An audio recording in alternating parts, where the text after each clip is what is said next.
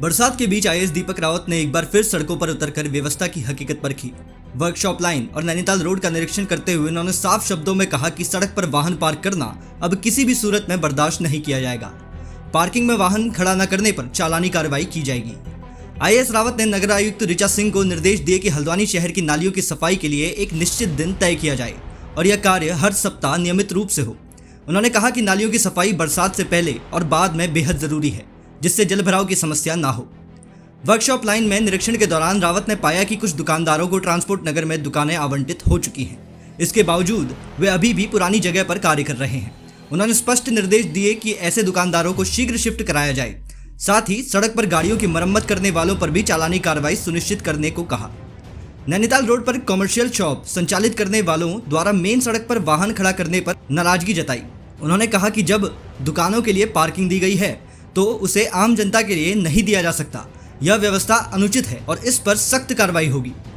IAS Deepak Rawat ने मौके पर मौजूद नगर आयुक्त, आरटीओ और पुलिस विभाग के अधिकारियों को निर्देश दिए कि सड़क पर खड़े वाहनों पर तत्काल चालान की कार्रवाई करें।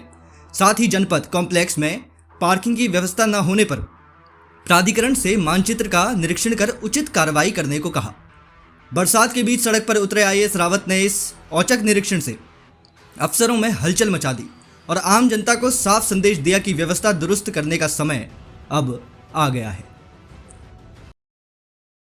को लेके इंस्पेक्शन आज हुआ था। एक तो आप जानते हैं कि बरसात एक तरह से शुरू ही हो गई है, डेली रेनफॉल हो रही है, तो जो हमारा इंटरनल ड्रेनेज है, बड़े नाले तो नगर निगम ने साफ कराए हैं, लेकिन बहुत से नाले ऐसे होते हैं जो छोटे हैं, जिन पे जालियां लगी हुई हैं और इसमें रेगुलर क्लीनिंग की आवश्यकता होती है। और जब कभी बड़ी बारिश होती है तो पानी जो सरफेस का है, अगर नालियां चोक्ड हों तो ऊपर ही तैरता रहता है और नुकसान करता है, घरों में, ऑफिसेज में, इन सबों पे घुसता है। तो एक तो नगर निगम इसको रेगुलरली साफ करे, कोई दिन तय कर दे। जैसे नैनीताल में तो मैंने वेडनेसडे का दिन तय करवा दिया कि हर बुधवार को जालियां खोल के सफाई होगी, तो वैसे ही नगर निगम हल्द्वानी भी इसमें कोई स्टेप ले सकता है। दूसरा एंक्रोचमेंट्स को लेके था। एंक्रोचमेंट्स पे हम नॉर्मली जब बात करते हैं तो कई बार परमानेंट एंक्रोचमेंट्स की बात करते हैं, कई बार कोई आसपास दुकान लगा के बैठा है उसकी बात करते हैं, लेकिन एक और तरह का एंक्रोचमेंट है, वो ये है कि जहाँ पे पार्किंग्स मौजूद हैं, पार्किंग्स का प्रोविजन किया गया है, लेकिन उसके विपरीत पार्किंग्स का या तो इस्तेमाल नहीं हो रहा है या फिर इसलिए इस्तेमाल नहीं हो रहा है कि आगे जाके उसका डाइवर्जन हो सके, या फिर पार्किंग तो थी लेकिन पहले ही उसका डाइवर्जन हो गया है। सभी तरीकों से ये इलीगल है और इसमें जो असली दिक्कत होती है वो जो पेडेस्ट्रियंस हैं, पैदल चलने वाले लोग हैं, वो इसको उठाते हैं। और किसी भी अच्छे शहर में अगर पेडेस्ट्रियन खुश नहीं है तो मैं समझता हूँ उसको अच्छा नहीं माना जा सकता। हम कुमाऊं का गेटवे हैं तो यहाँ पे एक अच्छा एग्जाम्पल होना चाहिए।